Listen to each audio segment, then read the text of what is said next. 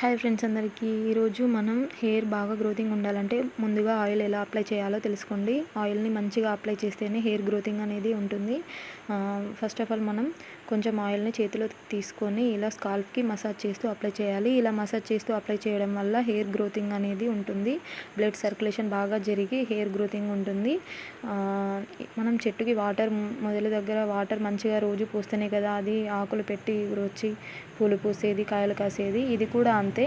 మనం దానికి హెయిర్కి ఎంత బాగా ఆయిల్ అప్లై చేస్తే అంత బాగా హెయిర్ గ్రోతింగ్ అనేది ఉంటుంది. మనం కొసలకి కూడా అప్లై చేయాలి.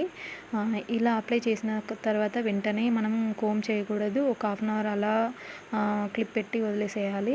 ఆ తర్వాత మనం తలస్నానం చేయాలి. రోజు ఆయిల్ పెట్టుకోకూడదు. డస్ట్ అది మొత్తం పేరుకుపోయి హెయిర్ గ్రోతింగ్ అనేది ఉండదు. వారానికి 2-3 సార్లు తలస్నానం చేసి ఇలా ఆయిల్ పెట్టుకుంటే చాలా బాగుంటుంది.